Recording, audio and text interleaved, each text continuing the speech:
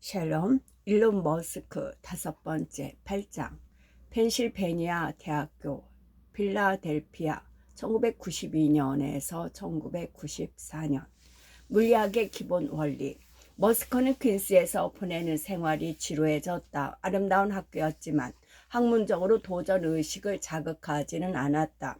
그래서 동급생 중 한 명이 펜실베니아 대학교로 편입했을 때 자신도 그렇게 할 수 있는지 알아보기로 했다.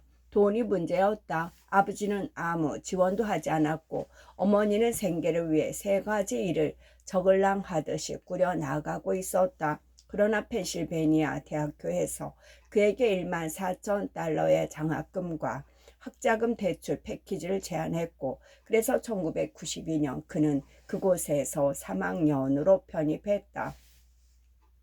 그는 아버지처럼 공학에 끌렸기에 물리학을 전공하기로 결정했다. 그가 느낀 엔지니어의 본질은 어떤 문제든 물리학의 가장 근본적인 원리를 파고들어 해결책을 찾는 것이었다.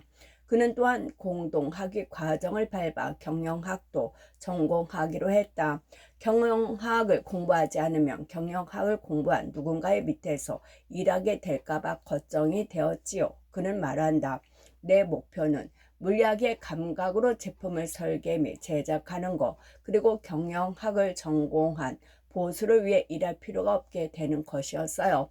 그는 정치적이지도 사교적이지도 않았지만 학생회 임원 선거에 출마했다. 그의 선거 공약 중 하나는 이력서를 화려하게 채우기 위해 학생회 활동을 하려는 학생들을 조롱하는 내용이었다. 그의 선거 공약 중 마지막 약속은 다음과 같았다.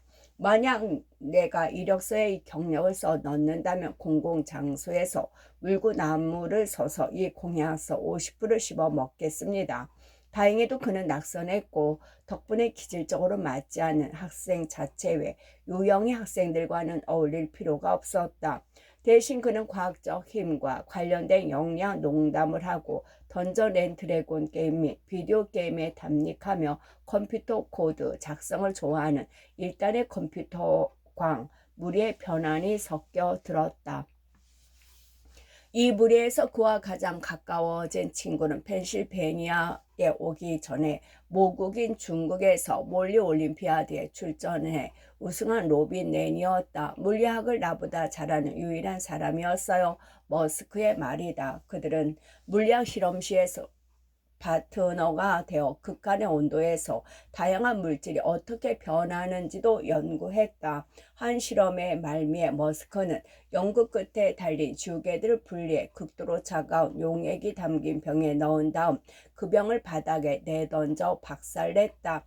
그는 그렇게 각기 다른 온도에서 각종 물질과 합금이 어떤 특성을 나타내는지 파악하고 시각화하는 데 대한 관심을 키워나갔다.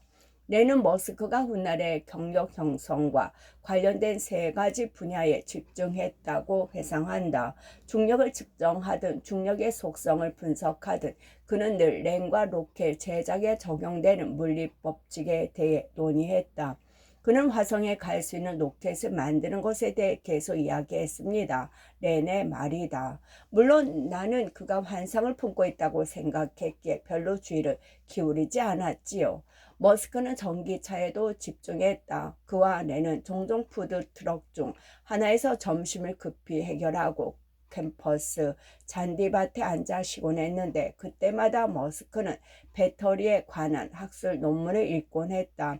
마침 캘리포니아 주에서 2003년까지 차량의 10%를 전기 자동차로 전환할 것을 요구하는 법령이 막 통과된 시점이었다. 머스크는 내가 그렇게 되도록 만드는 주역이 되고 싶어 라고 말했다. 머스크는 또한 1994년에 접어들며 급격히 확산되기 시작한 태양광 발전이 지속 가능한 에너지로 나가는 최선의 길이라고 확신하게 되었다. 그는 졸업 논문 제목은 태양광의 중요성이었다. 기후변화의 위험성뿐만 아니라 화석 연료 매장량이 줄어들기 시작할 것이라는 사실도 그에게 동기를 부여했다. 그는 사회에는 곧 재상 가능한 동력원의 집중할 수밖에 없게 될 것이다 라고 썼다. 논문의 마지막 페이지에서는 미래의 발전소에 대해 설명하고 있는데 거기에는 태양 전자파의 햇빛을 집중시켜 생성한 전기를 마이크로파 빔을 통해 지구로 다시 보내는 거울들이 달린 위성이 포함되었다. 교수는 느닷없이 제시한 마지막 수치만 제외하면 매우 잘 쓴 흥미로운 논문이라는 평가와 함께 98점을 주었다. 외로움의 껍데기를 깨고 머스크는 자신이 만들어낸 감정적인 드라마에서 벗어나고자 할 때 보통 세 가지 방법 중 하나를 사용한다. 첫 번째는 그는 퀸스 대학교에서 나베르 베룩과 공유한 방법이다. 시뮬레이션이나 프리토피아 같은 제국 건설 전략 게임에 집중하는 것이다. 로빈 레는 머스크의 또 다른 측면을 포착했다. 그것은 은하수를 여행하는 히치하이커를 위한 안내서에서 묘사한 생명과 우주 그리고 모든 것에 몰두하기를 좋아하는 백과사전 독서광으로서의 측면이었다. 펜실베니아 대학교에서 생활하면서 그는 어린 시절 그를 둘러싼 외로운 껍데기에서 자신을 끌어낸 세 번째 휴식 방법을 개발했다. 파티에 대한 특정한 취향이 바로 그것이다. 그의 파트너이자 조력자는 재미 추구에 열중하는 사교적 성격의 안데오 렛이었다. 큰 키에 큰 머리에 호탕한 웃음과 매력적인 개성을 뽐내던 렛이는 나이트클럽을 좋아하는 맨해튼 출신의 이탈리아계 미국인이었다. 엉뚱한 성격의 그는 그린타임스라는 환경신문을 창간했고 혁명이라는 자신만의 전공을 창조해 그린타임스 사본들을 졸업 논문으로 삼으려 하기도 했다.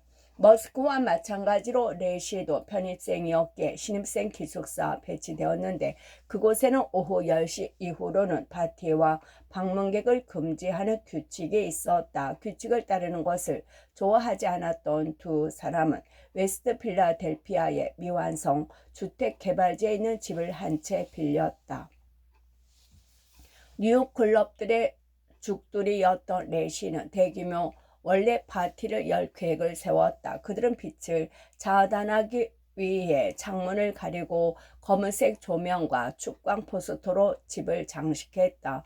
어느 순간 머스크는 렛이가 자신의 책상을 야광 색상으로 레커지를 해서는 목을 박아 벽에 걸어둔 것을 발견했다.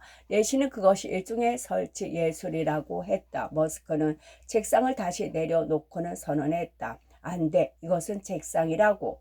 고물 집적소에서 말머리 형태의 금속 조각품을 발견한 그들은 그것을 가져와 안에 붉은색 전구를 넣었다. 그러자 말의 눈에서 붉은 광선이 품어나오는 듯 보였다.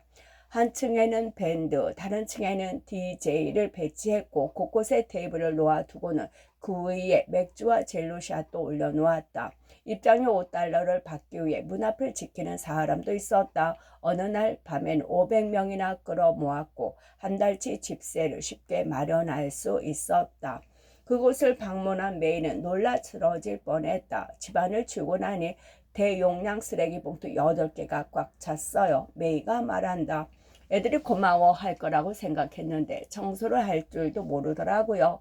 그날 밤 파티에서 그들은 메이에게 현관문 근처 일론의 침실에서 코트를 보관하고 돈을 지키도록 했다. 그녀는 누구라도 현금 상자를 훔치려 들면 무기로 사용할 요량으로 손에 가위를 하나 들고 있었다. 그러고는 일론의 매트리스를 외벽 옆으로 옮겨 놓았다. 음악이 어찌나 요란하던지 집이 흔들리고 튀는 통에 천장이 무너질지도 모른다는 생각이 들었어요. 그래서 그나마 안전할 것이라는 생각에 주로 가장자리에 서 있었지요. 일론은 파티의 분위기를 좋아했지만 결코 파티에 완전히 몰입하지는 않았다. 나는 그런 날이면 온전한 정신을 유지했어요. 렛이는 술에 취해 인사불성이 되곤 했고 그러면 내가 그의 문을 두드리며 이봐 정신 차리고 파티를 관리해야지 라고 외쳤지요. 결국 내가 모든 상황을 지켜보고 챙겨야 했어요. 일론의 말이다. 내시는 나중에 일론이 약간 무심한 것처럼 보인다는 사실에 놀랐다. 그는 파티에 참석하는 것을 즐겼지만 완전히 파티에 빠지지는 않았어요. 그가 진정으로 탐닉한 것은 오로지 비디오 게임이었지요. 내시가 보기에 일론은 그 많은 파티에 참석하면서도 인간의 사교적인 행동을 배우려는 다른 행성의 관찰자처럼 근본적으로 소외감을 느끼며 물러나 있었다. 일론이 조금 더 행복해지는 방법을 알았으면 좋겠어요 라고 내시는 말했다. 9장 서부로 실리콘밸리 1994년에서 1995년 여름방학 인턴. 1990년대 아이비리그의 야심찬 학생들은 대개 두 지역 중 한 곳으로 이끌렸다. 윌스트리트 은행 및 법조계의 황급히 세계를 쫓아 동부로 향하거나 실리콘밸리의 기술 유토피아주의 및 기업가저 열정이 넘치는 서부로 향했다. 펜실베니아 대학생이었던 머스크는 윌리스트리로부터 높은 보수의 인턴십을 제안받았지만 금융 분야에는 흥미를 느끼지 못했다. 그는 은행가나 변호사가 사회에 기여하는 바가 크지 않다고 생각했다. 게다가 경영학 강의실에서 만난 학생들도 마음에 들지 않았다. 그보다 그는 실리콘밸리에 끌렸다. 1990년대는 어떤 환상이든 닷컴을 붙이면 샌드힐로드 벤처 캐피털 리스트들이 프로셋에 올라 광음을 울리고 수표를 흔들며 찾아오길 기다릴 수 있는 합리적인 풍요로움이 넘쳐나던 시절이었다. 머스크는 펜실베니아 대학교 3학년에서 4학년으로 올라가던 1994년 여름 두 곳의 인턴십 자리를 얻어 전기차와 우주, 비디오 게임에 대한 자신의 열정을 마음껏 충족시킬 수 있는 기회를 누렸다. 주간에는 20명으로 구성된 바나클 연구소에서 일했는데 국방부와 적당한 규모의 계약을 맺고 연구소 설립자가 개발한 슈퍼컴패시터를 연구하는 곳이었다. 컴패시터는 순간적으로 발생한 전하를 모았다가 빠르게 흘려보낼 수 있는 저장 장치로 비나클 연구소는 전기차와 우주 기반 무기에 에너지를 공급할 수 있을 만큼 강력한 컴패시터를 만들 수 있었다고 믿었다. 머스크는 여름이 끝날 무렵 펜실베니아 대학교의 한 강좌에 제출한 논문에 이렇게 썼다. 울트라 캐패시터는 단순한 점지적 개선이 아니라 근본적으로 새로운 기술이라는 점에 주목하는 것이 중요하다.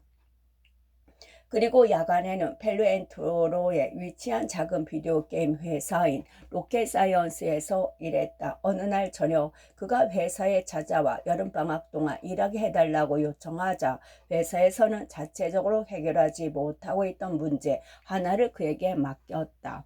컴퓨터가 CD, RON에 저장된 그래픽을 읽으면서 동시에 화면에 아바타를 움직일 수 있도록 태스킹을 수행하게 만드는 문제였다. 머스크는 인터넷 게시판을 통해 다른 해커들에게 DOS를 사용하여 BIOS 컴퓨터의 기본 입출력 시스템과 조이스틱 리더를 우회하는 방법을 물었다.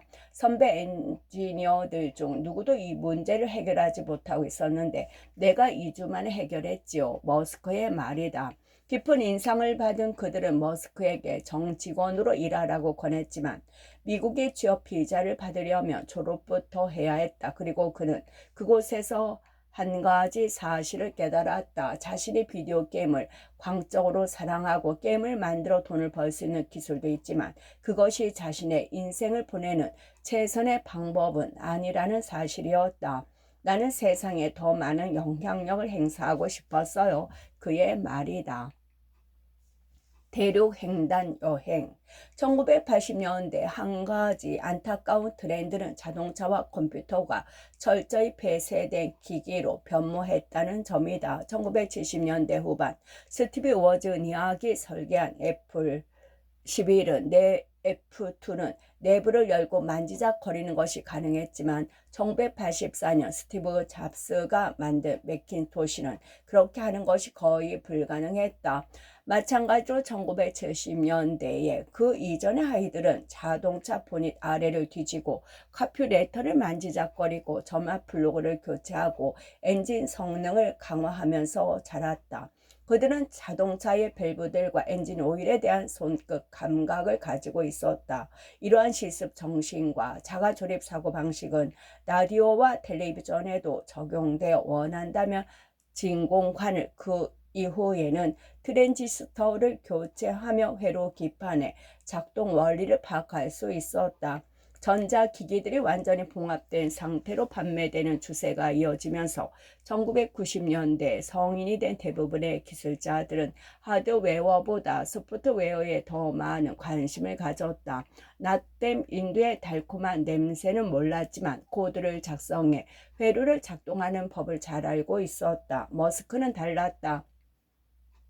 그는 소프트웨어뿐만 아니라 하드웨어도 좋아했다. 코드 작성에 뛰어날 뿐 아니라 배터리 셀과 커베시터, 밸브와 연소실, 연료 펌프와 밸프 같은 물리적 구성 요소에 대한 감각도 탁월했다.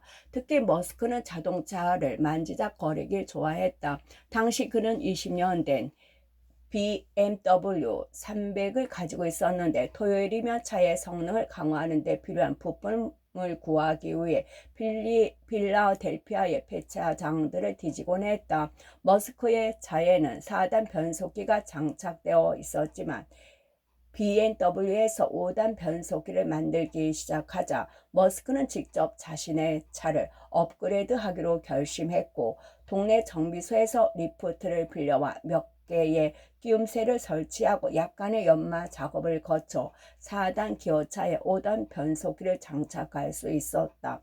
그랬더니 차가 정말 잘 나가더군요. 그의 회상이다. 일론과 김벌은 1994년 여름방학 인턴십이 끝났을 때 펠로엘토에서 필라델피아까지 그 차를 몰고 돌아왔다. 우리 둘 다 대학 생활이 지겨웠던 터라 서둘러 돌아가고 싶지 않았지요. 그래서 3주 동안 차를 타고 여기저기를 돌아다니며 여행을 했어요. 킴벌의 회상이다. 차는 계속 고장이 났다. 콜로라도 스프링스에서 차가 고장이 났을 때 인근 정비소로 차를 가져갈 수 있었는데 그렇게 수리하고 나선 길에서 다시 고장이 났다. 그들은 차를 화물차 휴게소에 옮겨놓고 직접 수리하기로 했다. 머스크는 전문 정비공이 했던 모든 작업을 그대로 되짚어가며 차를 고치는데 성공했다.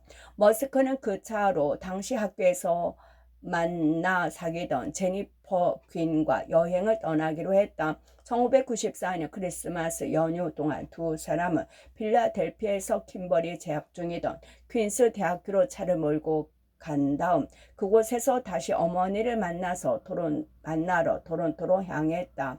머스크는 토론토에서 제니퍼에게 부드러운 초록색 에메랄드가 박힌 작은 금목걸이를 선물했다. 제니퍼는 25년 후 이 목걸이를 온라인 경매에 내놓으며 이렇게 말했다. 일론의 어머니는 침실에 있는 케이스에서 그런 목걸이를 여러 개 보관하고 있었습니다.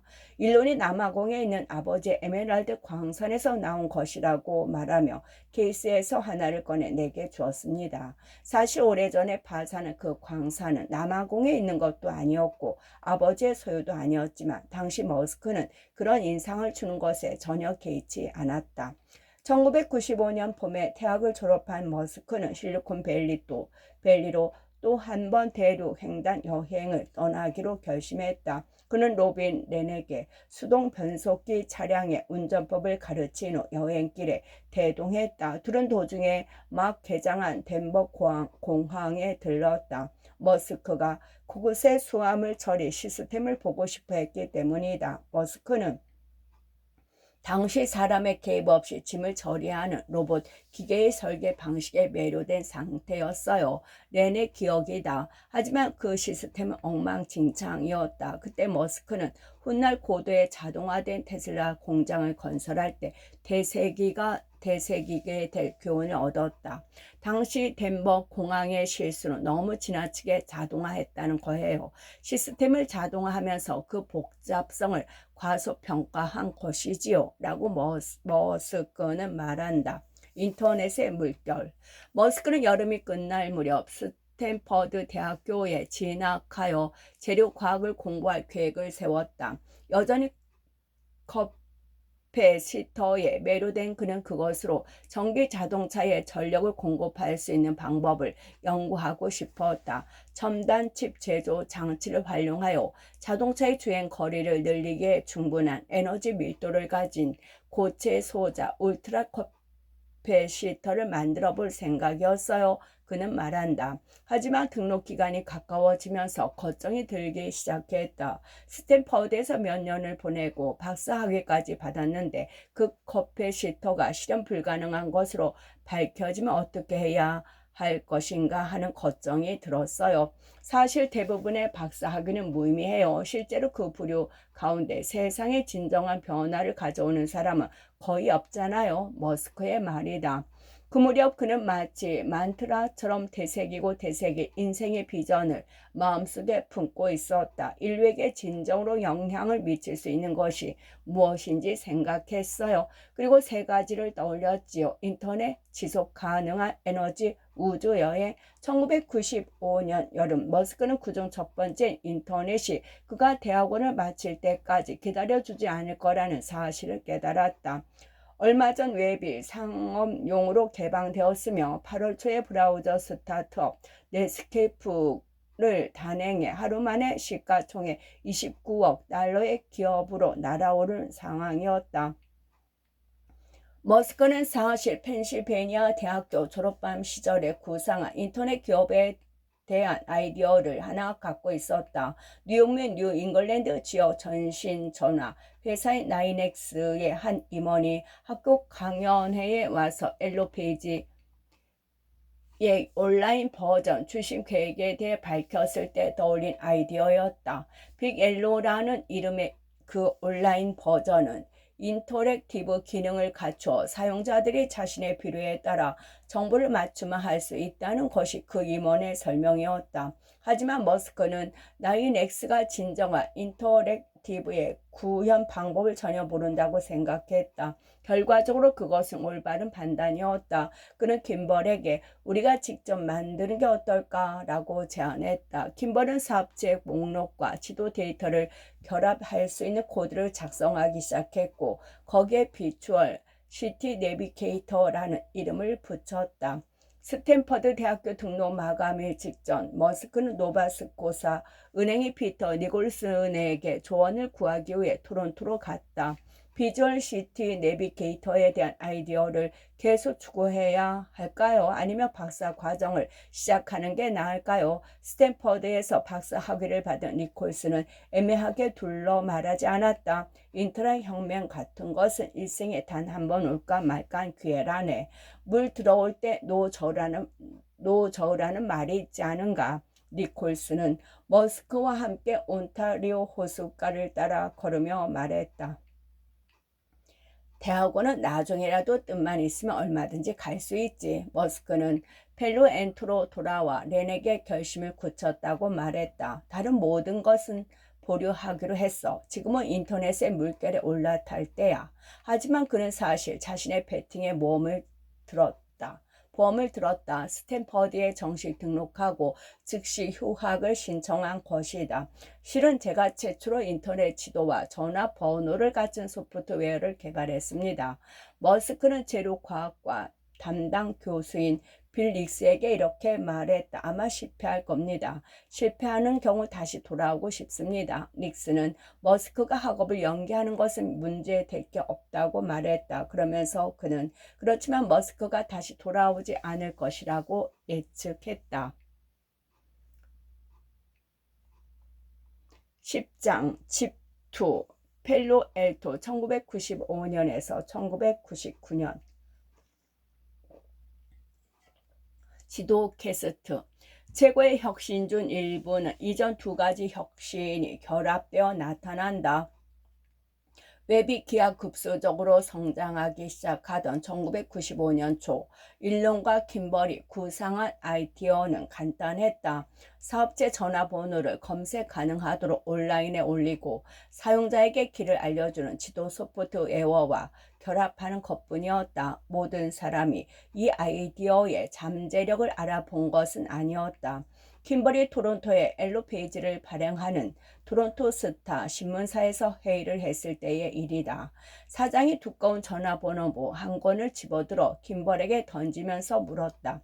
정말로 그 전화번호를 대체할 수 있을 거라 생각하나?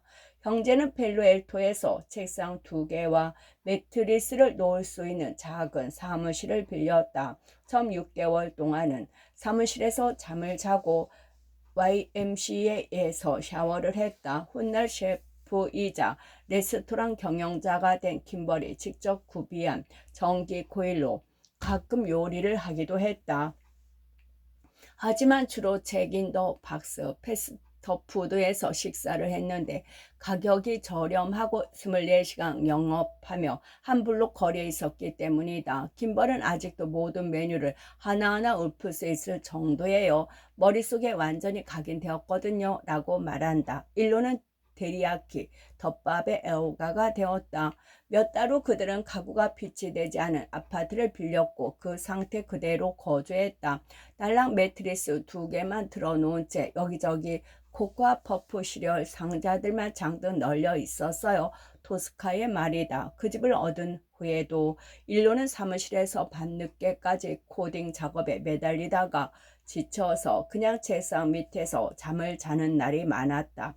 베개도 없고 침낭도 없었습니다. 어떻게 그런 상태로 잘 수 있었는지 모르겠습니다. 초기 직원인 짐 엠브러스의 말이다. 때때로 오전에 고객 미팅이 잡혀 있기도 했는데 그런 날이면 집에 가서 샤워하고 나오라고 퇴근해야 했습니다. 나 베이드 베룩도 그 일에 합류하기 위해 토론토에서 달려왔지만 곧 머스크와 싸우게 되었다. 그의 아내 나이엠은 머스크와 우정을 지키고 싶다면 그 일을 그만두는 게 맞아요 라고 남편에게 말했다. 그래서 페룩은 6주 만에 일을 그만두었다. 그와 함께 일하거나 그의 친구가 되거나 둘 중 하나를 택해야 하지 둘 다 할 수는 없다는 것을 알았어요. 후자가 더 즐거워 보였지요. 아직은 아들들과 그다지 소원하지 않았던 에론 머스크가 남아공에서 펠루에트로 날아와 현금 28,000달러와 함께 500달러에 산 낡아 빠진 자동차까지 건네주었다. 토론토에 살고 있던 어머니 메이는 음식과 옷을 들고 더 자주 찾아왔다. 그녀는 두 아들에게 1만 달러를 주고 자신의 신용카드까지 한 장 남겨놓았다. 아들들이 아직 신용카드를 만들지 못하는 상태였기 때문이다. 이들은 지도 데이터베이스를 보유한 라브텍을 방문하면서 첫 번째 휴식을 취했다. 라브텍은 머스크 형제가 수익을 창출할 때까지 무료로 라이선스를 제공하는 데 동의했다. 일로는 지도와 해당 지역의 사업체 목록을 병합하는 프로그램을 만들었다. 거설을 이용해 지도를 확대하고 움직일 수 있었어요. 김벌이 말한다. 오늘날에는 그런 기능이 아주 당연한 것이었지만 당시에는 정말 경탄할 만했지요. 아마 형과 내가 인터넷에서 그 기능이 작동하는 것을 본 최초의 인간일 거예요. 형제는 원하는 곳으로 힘차게 나아가라는 의미로 회사 이름을 집투라고 지었다. 일로는 자신이 개발한 인터랙티브 네트워크 명부 서비스에 대한 특허를 출원해 승인받았다. 그거 받은 특허는 그 발명은 사업체 명부와 지도 데이터베이스를 통합하는 네트워크 액세스 서비스를 제공한다라고 명시하고 있다. 잠재적 투자자와 첫 미팅을 하던 날 형제는 아버지가 사준 차가 고장난 상태라 버스를 타고 샌드힐 로드까지 가야 했다. 하지만 회사에 대한 소문이 퍼지자 이런저런 벤처 캐피털에서 찾아오겠다는 연락이 오기 시작했다. 그들은 컴퓨터 렉으로 사용하기 위한 큰 타원형 프레임을 사서 그들의 작은 컴퓨터 중 하나를 그 안에 넣었다. 그들이 거대한 서버를 보유하고 있다는 인상을 방문객들에게 주기 위해서였다. 그리고 몬티 파이튼 영국의 코미디 영화에서 나오는 허구의 의료장치 이름을 따서 거기에 머신 데코즈핑이라는 이름을 붙였다. 투자자들이 올 때마다 그 타워를 보여주었어요. 투자자들이 우리가 엄청 대단한 일을 하는 것으로 생각하는 것 같아 웃곤 했지요. 킴벌의 말이다. 벤처 캐피탈 리스트와의 미팅 준비를 돕기 위해 어머니 메이가 토론토에서 날아왔고 프리젠테이션 자료를 출력하느라 킹코스에서 밤을 새우기도 했다. 컬러 출력 비용이 장당 1달러였는데 감당하기 벅찬 수준이었어요. 메이는 말한다. 모두 지칠 대로 지쳤는데 일론만 예외인 것 같았어요. 일론은 늘 밤늦은 시간까지 코딩에 열중하곤 했어요. 1996년 초 잠재 투자자들로부터 첫 번째 투자 제안이 들어왔을 때 메이는 자축의 의미로 멋진 레스토랑 아이들을 데려갔다. 내 신용카드를 사용하는 것은 이번이 마지막이 될 거다. 계산을 하면서 그녀는 이렇게 말했다. 실제로 그렇게 됐다. 곧요. 모어 데이비도 벤처스로부터 회사에 300만 달러를 투자하겠다는 제안이 들어와 모두의 입이 벌어졌다. 월요일로 예정되어 있는 최종 프레젠테이션을 앞두고 킴벌은 주말에 시간을 내 고장난 어머니의 컴퓨터를 고쳐주러 급히 토론토에 다녀오기로 했다. 사랑하는 엄마를 위해서라면 뭐든 할 수 있었지요. 킴벌의 설명이다. 일요일에 그는 샌프란시스코로 돌아오기 위해 공항에서 수속을 밟고 있었는데 미국의 국경 세관원들이 그의 수화물을 살펴보다가 회사의 프레젠테이션 자료와 명함 그리고 기타 서류를 발견했다. 미국 취업 비자가 없었던 그는 비행기 탑승을 저지당했다. 킴볼은 친구에게 공항으로 차를 가져오라고 연락했다. 친구의 차를 타고 국경을 넘어가기로 한 것이다. 육로 국경에 도착한 그들은 경계심이 덜한 그곳의 관리에게 데이비드 레더맨 쇼를 보러 가는 길이라고 말했다. 킴벌은 버팔로에서 샌프란시스코행 야간 비행기에 가까스로 올라탔고 프리테이션 시간에 맞춰 도착할 수 있었다.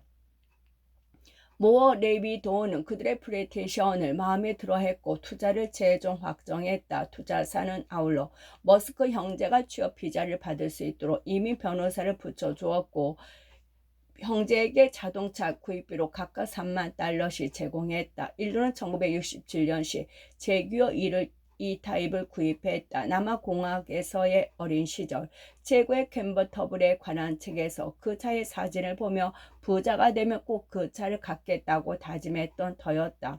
상상할 수 있는 가장 아름다운 차였지만 최소 일주일에 한 번씩은 고장이 나곤 했지요. 일론의 말이다. 벤처 캐피털 리스트들은 곧 그들이 자주 하는 일, 즉 젊은 창업자들을 대신해 회사를 경영할 경력 있는 직원을 영입하는 일에 착수했다. 애플의 스티브 잠스, 구글의 레리 페이지 및 세르게이 불린도 겪은 일이었다. 오디오 장비 회사에서 사업 개발을 담당했던 리치 소긴이 집투의 CEO로 임명되었다. 일론은